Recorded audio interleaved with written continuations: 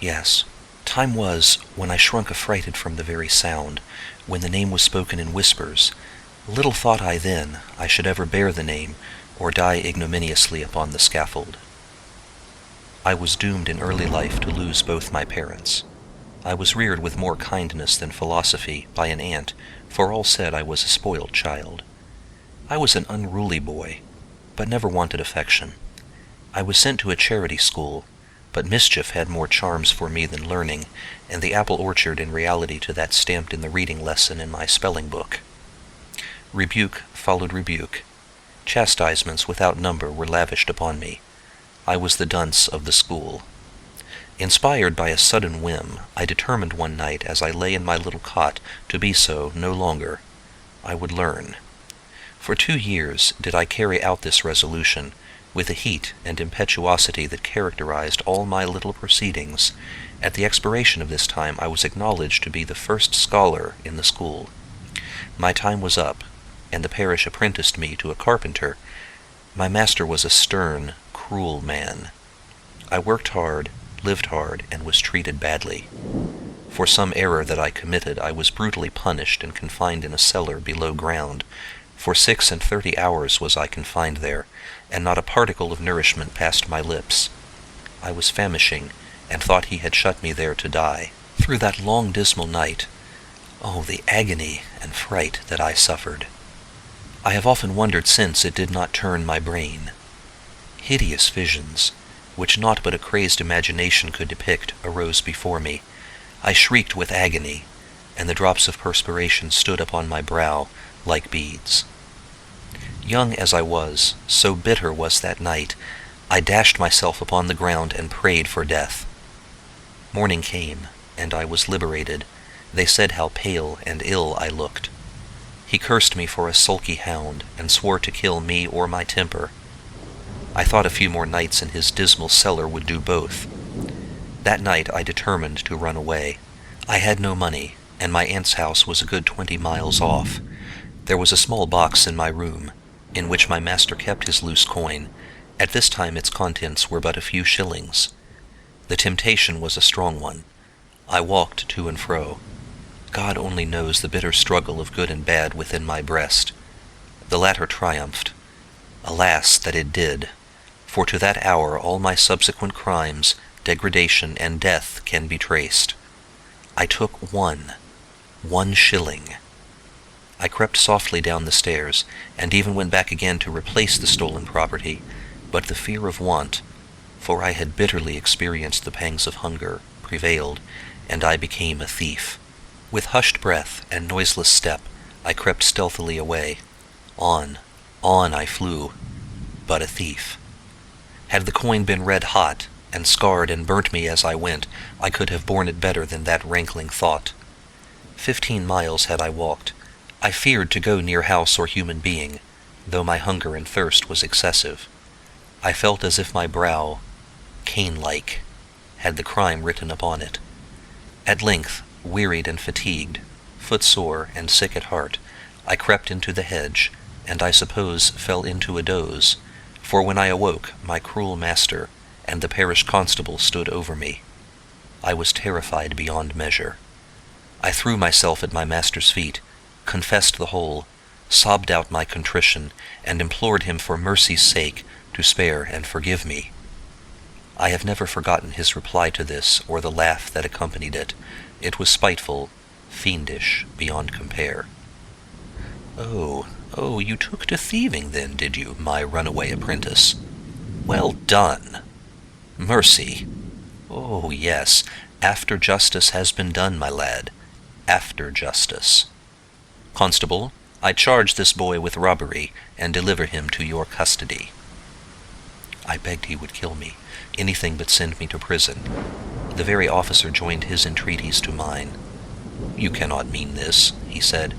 Damn the boy, thrash him, punish him in any way you like, but don't ruin him for life. I give him into your custody. Refuse to take him at your peril. He's a damned young, whining, thievish hypocrite, and it's a mercy it's no hanging matter now, for by God if 'twas, not one word would I say to save him from swinging. I can't refuse to take him, said the constable. Or I would, that's flat. I only say, and think it, and thanks be for it, that you may do as you like, but I would rather have my right hand chopped off than the consequences of this sin resting on my soul and troubling my conscience." "Damn your conscience," said my master. "With all my heart," said the constable. "Some people seem to have no consciences to curse." "Yours is a clear one, no doubt," he answered with a sneer.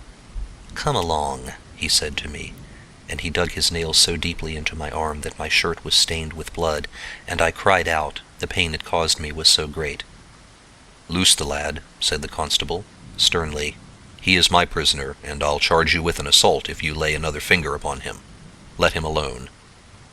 He turned to me, and I thought I saw a tear trembling on his eyelid as he spoke, for he was the father of a family, and bore a good name in the place, and said, "Come, my poor boy." He took me gently by the hand, and soothed me with kind words as he led me along, but when he left me it was within the dreary walls of the cage, or watch-house. I threw myself upon the heap of straw, and slept. Sleep, with thoughts of death, and hideous forms and faces flitting to and fro. At morning dawn I was awakened. The jailer entered my cell. It was the constable who had taken me. He bid me silence, and, taking instruments fitting for the purpose, he sawed away, and 2 iron bars fell quickly to the ground. He stopped then, and said these words: "If you was a boy of mine, and any ill came of this prosecution, I would have the villain's heart's blood. As 'tis, my poor lad, I pity you from my soul, and have risked my all to save you, for if they knew I aided in your escape, I should lose my character, my place, and every means of livelihood. I have a young family dependent upon me, and cannot afford to do this, yet I will strain a nerve, and risk something to save you." He pointed to the windows. "This act will be imputed to you. It will be your own fault if they ever catch you again, and if they do not, there are plenty of names besides your own you can adopt." He opened the ponderous door. A horse and cart stood in waiting. He lifted me in, laid me at the bottom, covered me with a sack, and lashed the horse into a gallop. He checked it as we approached my native town, and jumping down, pulled me out, and, thrusting some money into my hand, bid me run then for dear life. Panting and breathless, I reached my old home, and throwing myself at my aunt's feet, revealed all. "God help us, child," she said. "They shall have both or none." For 3 days I lay there secure and undiscovered, but at last I was found out. I was dragged before a magistrate and searched. The money I had given me was found upon me. They questioned who gave me such a sum, and my master said he had missed the like amount. The liar! What could I say? I could not betray my friend, and my varying countenance, they all said, during the examination, betokened guilt. So thought the recorder, I presume, for from his merciless lips came the merciless words: "The sentence of the court is that you be confined in His Majesty's jail for 12 calendar months, and be twice privately whipped." Oh, that it had ended there! The wretch had my poor old aunt at the bar, and preferred a charge against her for aiding and abetting in the escape of a felon. Charged her with a crime, whose kind, gentle heart never harbored wicked thought. She was too noble to ask pardon of such a wretch, and too much a Christian to tell a lie. They sentenced her to be imprisoned for 3 months. God forgive them. She never came out alive. So great was the trouble that it snapped the fragile cords of life, and she had passed from this world into eternity ere her sentence was half completed. My young heart harbored thoughts of revenge, for I thought her a murdered woman. I came out, sadly altered for the worse. The consciousness of sin was gone, and I fancied I had suffered a martyrdom, instead of paying a just penalty for a sin. My former friends shrunk from me, as though I had contracted a loathsome, infectious disease. Some few pitied the young villain, but more denounced. There was an old playmate of mine, who had been reared within a few doors from my aunt's cottage. She was a gentle, kind girl. One day I overtook her. I was, I well recollect, footsore and hungered. I laid my hand upon her arm. My tremulous voice, my tearful eyes betrayed how full my heart was as I said, "And will you not speak to me, Jane?" Not one parting word for him you may never see again?" "They have threatened to beat me," she replied timidly, "if they ever knew I passed word with you again. But oh, Jim, I never went upon my knees night or morning, but I prayed for you, prayed he would change your heart, and make you good and pure as I once knew you, and ever thought you even now, for you are not guilty. Jim, are you? You cannot be." I buried my face in my hands and wept bitterly. "Did you, dear Jim, break from the watch-house?" "No." "Have you been the naughty boy?" he said. "No." "You did not break your poor aunt's heart?" I was choking and could not answer. "You are no thief, Jim," she continued. "You did not rob your master?" I arose, and with uplifted hand said, "As I am a living sinner, never but of 1 shilling, so help me heaven." She dropped her hand, seemingly in despair, and moved away. "Be not merciless," I implored. "Have you no pity for a misguided boy?" "Oh, yes," she answered. "My heart is full of pity for my dear unfortunate friend, but friendship for a thief I have none." My last friend had left me. Years flew by. I married, and had 1 child. I struggled with her to live honestly, but struggled to live in vain. We had walked many miles that day, with little or no refreshment, for the want of which my wife's milk had dried, and the child was foodless. He sucked her dry breast, and then, apparently in utter helplessness, looked into our faces and uttered the moaning cry of starvation. My God, my sufferings were not compared to what I felt for my dear, patient, suffering wife and my innocent, unhappy child. It almost drove me mad. I went to the overseer of the parish. I told him we were in the last stage of starvation, that my wife and child were dying by inches. He made me out an order for flour and potatoes. I asked him what I were to do with them, having no place to cook or prepare them. I wanted money to purchase medicine. Potatoes were no food for a dying woman. He told me to leave his house, called me insolent, and threatened to commit me to prison. At that moment, all the bad passions that ever raged in human breast were struggling for the mastery in mine. I shook my clenched fist in the air, and my teeth gnashed together with rage. He drew back affrighted, and well he might, for had he known how near a dreadful death he stood, that haughty tone of his would have been humbled. I went back to my poor wife. She looked into my face. Great God, what a long tale of sorrow, suffering, and privation was exhibited in that one gaze, and all borne without a murmur. Oh, I read in her pale face and sunken eye the fatal inroads want had made upon her otherwise strong constitution, and cursed myself, in the bitterness of my agony, as the author of it all. I knew she was ill, but she was so patient, so resigned.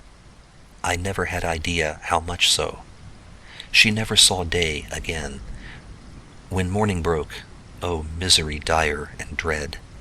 The partner of my bosom was cold and lifeless as the ground on which she lay.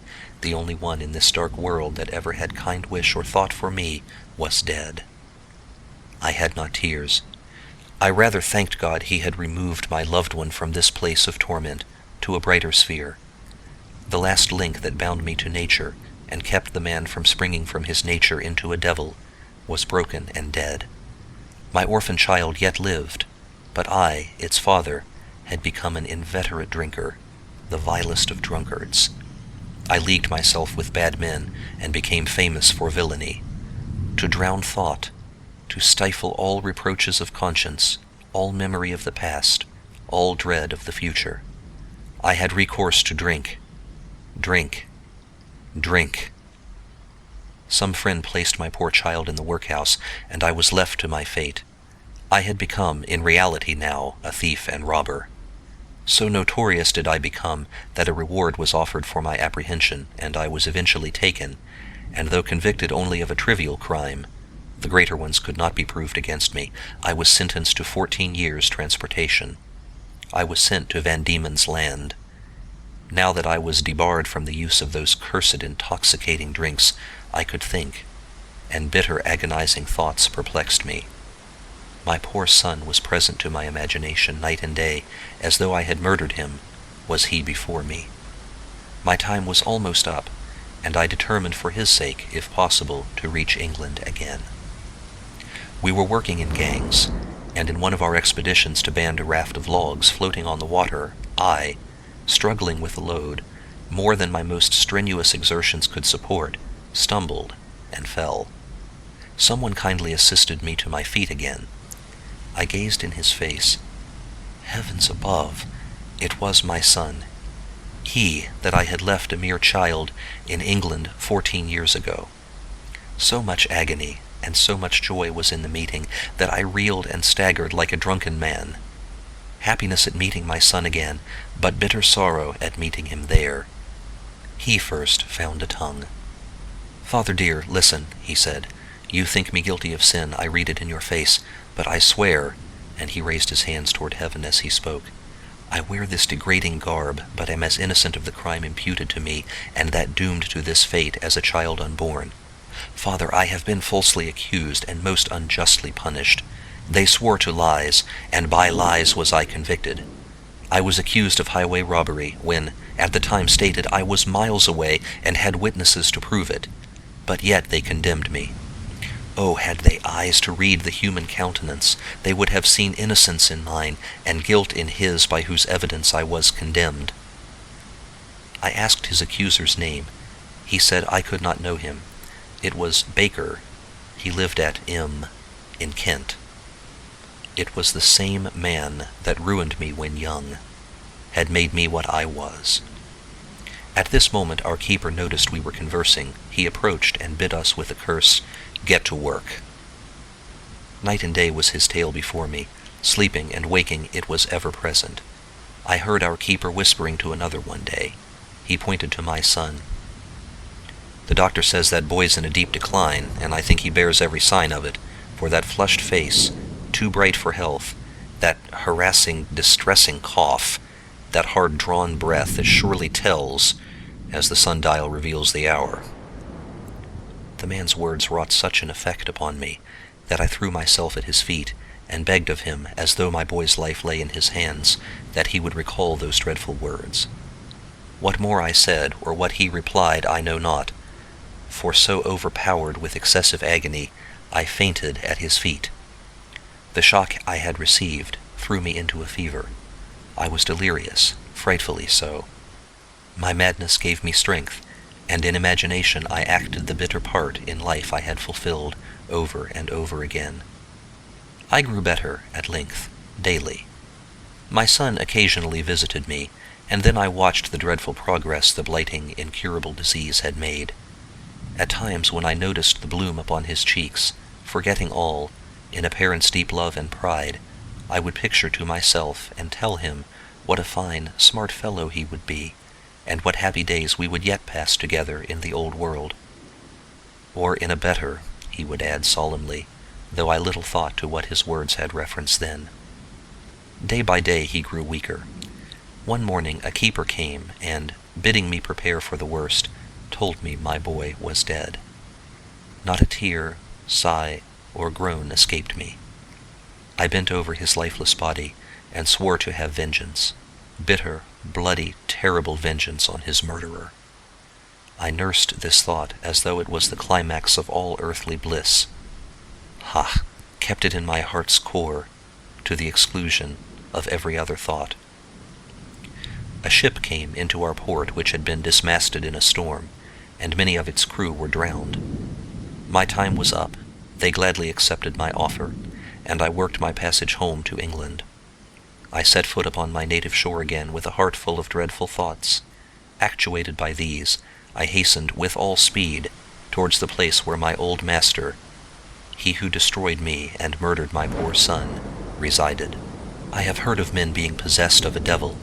I felt as if there was one gnawing at my heart and urging me on to deeds of darkness and of blood. I went into a public house. There were plenty there now, for the village had grown into a town. A party of men, who by their dress were of the lower order, were speaking of my enemy.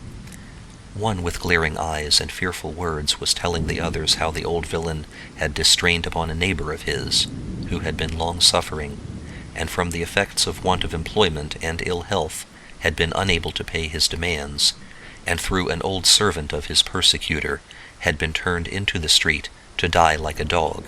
The man's furious pretensions found an echo in my troubled breast. Another, chiming in, said, "He's as hard-hearted an old scoundrel as ever cussed mankind with his infernal life. Don't you recollect, mates, how he served poor Jim? He called it justice, but in my opinion, if ever a man in the world committed murder, he swore away the life of that poor boy." He was referring to my son. Mastering the agitation which unnerved me, by a violent effort I turned to him and said calmly, "Were there any attempts made to prove his innocence?" "Oh, yes," answered the man. "A cove named Curtis, Bob Curtis, swore he slept at his house the night in question, which was a good 10 miles from the place where the old man said he was stopped and robbed. But Bob had been convicted once or twice of petty larcenies, so his oath wasn't taken. Moreover, the old man swore point blank he was the man that robbed him. People mustn't speak about such things, but more than one, to my certain knowledge, thought the prosecution a persecution. I know I did for one, though I ain't over-anxious any of you should say I said so." I paid my reckoning and went out into the air. How opposite to the fierce passions that burnt and consumed me was the placid scene that met my eye. The moon was at the full, and the spire of the old church, as it glittered in the solemn lustrous light, looked in good truth like a cross of grace. The very tombs in the quiet yard, those living records of the dead and withered past, looked more than usually awful in the silvery light. How many a tale of misery and crime, of sin and pain, lay hushed and silent there. Withered age, long suffering, and children early nipped, ere yet they had hardly entered into life. Sin and virtue, age and youth, the good and bad, the rich and poor, the morose and mirthful, the saint and sinner, the oppressor and the oppressed, the miser and the spendthrift, with all the various shades and form which human life presents, lay huddled side by side, all enmity stilled, all heart-burning hushed, in that one quiet bed. See yon pompous stone, that receptacle holds the ashes of one who in life was a powerful man. The manhood and the power Time's heavy hand had been at work upon, and all that remains is a heap of brown, unwholesome bones. Death, thou mystery of mysteries, which every one must learn, yet no man, with all his mighty reasoning in life, can imagine or fathom. One would have thought such a scene as this would have softened all the greater, and called forth all the finer feelings of my debased nature. But no, they only made the devil burn the more fierce. I went down to them, examined them minutely, traced letter after letter with my finger, in hope of discovering his name, the register of the death of a relative gone before him. I chuckled and rubbed my hands with demoniac joy at the thought of discovering a vacancy that I would soon fill up, of going there after he was dead, of treading down with my foot that mound under which his carcass lay rotting and festering. That is a fearful night for the memory to look back upon, a fearful one indeed. I thought of the difference in our situations. He had become a rich and powerful man, and look at me. I went to his house the next morning, under plea of requesting relief. I bound a handkerchief round my head to disguise myself. There was no need of that. Time and care had disguised me enough. He asked me what I wanted, in a stern and unfeeling tone. I answered in a tone as harsh and haughty as his own, "Bread." He told me, "I must earn it. Such lazy villains as I was, if we had our deserts, would be in prison." I answered him, until in his rage he called me an insolent dog, and struck me. One spring like a tiger, thirsting for blood, upon his prey, my hand was upon his throat. All my bitter thoughts came into action now. I pressed. His face grew purple, his tongue hung from his mouth, and his eyes seemed staring from their sockets. The clammy sweat of death bedewed his forehead. 1 minute more, and he would have known the secret of death. But the door was burst open, and the domestics, alarmed by the uproar, entered the room. To release my victim, draw a large Spanish knife from my pocket, and to bare its fearful blade was the work of a moment. Alarmed by my fierce glaring eyes, and the deadly weapon I carried, they drew back, and gave me free egress. Oh, how I laughed! He had suffered the pangs of death, but would suffer death itself the next time. I lingered about the neighborhood for many months, still firmly bent upon carrying my damnable plot into execution. One day I was in a large unfrequented wood. A narrow path ran at my feet, and, walking along with an enfeebled gait and tottering steps, came that devoted old man, alone. With a shout of delight I strode before him, seized him by the collar, and dragged him into the recesses of the wood. I then released him. "Listen," said I, and I detailed to him who I was, and that I had purposely traveled hundreds of miles to execute justice upon the murderer of my son. With a face blanched with fear, with lips quivering from excessive agony, and pale and bloodless, he fell upon his knees, and, in tones that would have moved an iron heart to pity, begged I would not hurl him to the grave unprepared, and his past sins unrepented of, but that I would have mercy, and not bathe my hands in the blood of an old man. Would to God I had listened to his prayer. I drew forth the fatal knife, bared its hideous blade, and brandished it in the air. The old man shrieked with agony. My God, I can dwell upon this scene no longer. One fierce curse, one deadly thrust, one loud cry of despair and agony, a gush of thick lifeblood. The deed was done. He lay at my feet, dead. Now the hideous fantasy had left me. I would have given the world, even my own life, to have healed that gaping wound, and to have put breath into those motionless nostrils. It was too late, alas. Cain's curse was upon me. I was a murderer. I was arrested, tried, condemned. In 2 days I shall suffer the dread death that is executed upon him who sheddeth the blood of a fellow man. God pardon me. My heart is full of grief, overflowing with repentance. Have mercy, heaven, upon him who was merciless. My kind friend, farewell. The blessing of a grateful heart and of a dying but repentant sinner attend you. Farewell until the verges into eternity. Then, I humbly hope, we shall meet in the promised land of bliss. Once again, farewell. And pray in your passage through life, tell the erring to take the path of rectitude, and forsake the path of death.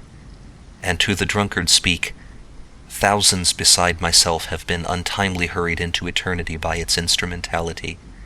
Tell them it is the high road to ruin, misery, crime, and death. Farewell. The life of a murderer is finished, and in a few brief hours will be closed in frightful reality.